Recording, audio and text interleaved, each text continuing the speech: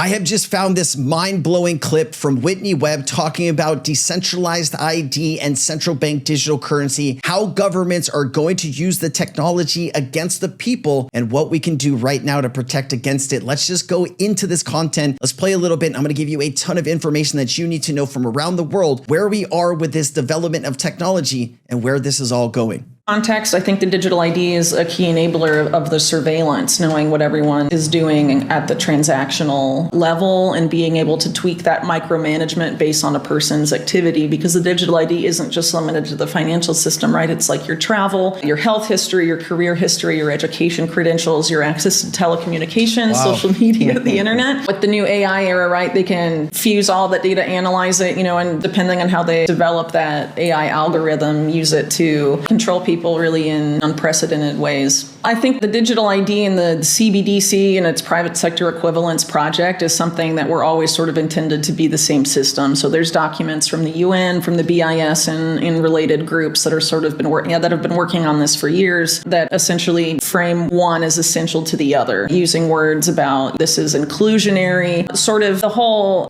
marketing behind digital ID is that everyone needs legal ID because otherwise they're unable to access essential services, right? And so the idea is we all have to be included in the system, and they directly link that to the concept of financial inclusion and banking the unbanked, which you brought up earlier. But inherently, these systems actually function in an exclusionary way. Based on how they've been set up, they have essentially said that this will be the only way to prove you have legal identity. And so if you don't participate in that system, as far as the state or the private sector is concerned, you don't. We've seen this all over the United States, right? Updating these ID systems where you go get a new driver's license, it's real ID in the end. And so they're going to make it where if you want to be able to drive on the road, if you want to be able to travel around the world, you're going to have to get one of these new digital IDs that is going to have all of these different doctor records and different things in the same place. So when you go through checkpoints and everything, they're going to have every single piece of information they need on you to understand who you are, where you're coming from, should you even be here. That's what it sounds like to me. You let me know down in the comments what you guys are hearing. Exist. So by not participating in that system, you're inherently excluded from the economic system and really essentially everything. So you have to onboard to the surveillance state or be excluded from everything. So it's being marketed as inclusion, but it's really inherently exclusionary. How does this system get triggered? How do we move into the Mark Carney-ism?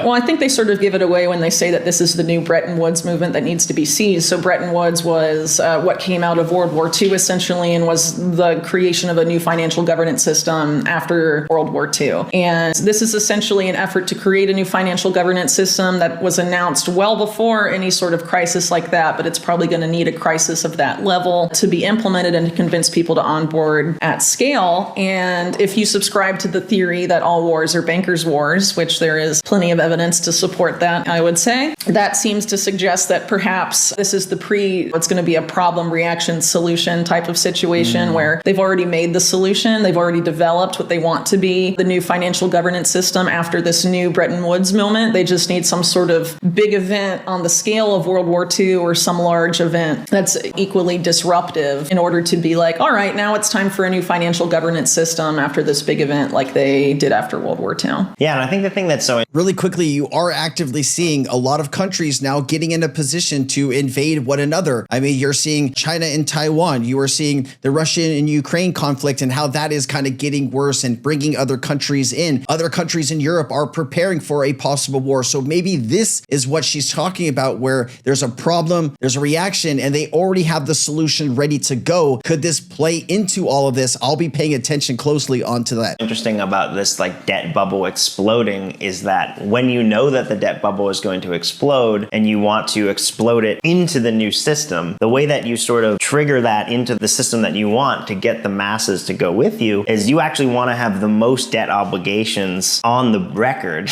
on the board, so that when the system pops, they'll all pop. When the debt bubble pops, every debt bubble will pop. It will be everything all at once. It won't just be like, oh, Japan's fine, the US is Like it won't work like that. Everything will pop at once. So in this weird way, you actually want to create as much debt as possible right before the pin bursts the bubble. And then you can offer this, hey, we'll service your debt one-to-one if you come join this new universal tokenized ledger. Scary. Just sign up here, do a selfie of your face and give us your biometrics, and then here you are. Well, it seems like in Larry Fink's case in particular, there's a goal, well, a big ambition there to develop new asset classes that can be used to basically fuel their existing business model and perpetuate it for millennia forward. So one of these that I've been writing about for a few years is the whole idea of natural assets, what they call nature's economy. And one of the groups that has been sort of propelling this forward, at least one of the earlier groups, the Intrinsic Exchange Group, which is the product of the Rockefeller Foundation and the multilateral development banking system, has a graphic on their website called The Opportunity. And they show there the existing amount of assets in the world economy, and then show if we unlock natural assets, how nature's economy, it's like 6 times the amount of existing assets in the economy today. And so as an asset manager, BlackRock being able to unlock and take control of as many natural assets as possible that aren't currently part of the financial system is obviously a way for them to perpetuate what they do and deepen and expand their control over not just people in the existing financial system, but really over the natural world as well, and essentially turn everything alive into a tradable Wall Street financial product. And the goal, as Fink has stated, is to have all of this on a universal ledger on blockchain, presumably, and have it be trackable and surveillable, which is interesting if you look at it through the context of risk management, which is something that Larry Fink is very open as having been one of the guiding lights of his whole career. And so by having it all surveillable and automated in a sense, he's able to have his risk management AI thing, Aladdin, sort of exercise control over it in unprecedented ways, I think, for their benefit. And then, of course, a lot of what's happening now as we're moving into this new financial governance system is the push to change all of the infrastructure towards this quote unquote green model, I guess, or decarbonization, right? Which is, of course, interface with the global carbon market, but not necessarily. So it doesn't have to be. But the push is obviously to create a bunch of new infrastructure all over the world. And BlackRock is positioning themselves to be one of the key players in that space. They acquired, I think they're called GIP, one of the biggest infrastructure, developers in the world. And I think one of their top guys at Davos just a few months ago was talking about how they're betting really big on infrastructure going forward. And it's going to be one of the biggest investment opportunities of the next several decades, actually. So I think they're quite ambitious, and people aren't aware of this. I'm sure they'll get away with it, but we'll see. One of the things, too, about the natural asset thing, at least as far as the natural asset corporation model is concerned, is that you literally just go into a forest or you go to a river or lake and you identify the natural asset, and then at no cost to you, just after identifying it, you issue shares in the natural asset, a lake, a forest, whatever, and then you sell those shares to the sovereign wealth funds, asset managers, whatever, and then you have an IPO and generate all this money. I mean, it's literally just pointing out something outside and being like, this is mine, I'm going to fractionalize it and sell it to people, and you're producing money out of thin air, essentially. And you're able to do that. I mean, the natural world is vast and huge, and they're doing this, they're financializing it all as framing it as the only way to save the planet. Right. But really, it's the only way for them to save their insane debt racket. Just listening to this makes me very uncomfortable. To think in the US, we have a lot of government natural parks and, all of these places that you go. As a kid, I used to go to this lake, Mount Shasta. We used to go tubing and jet skiing. I can't imagine that would be and be owned and tokenized and sold to people halfway around the world.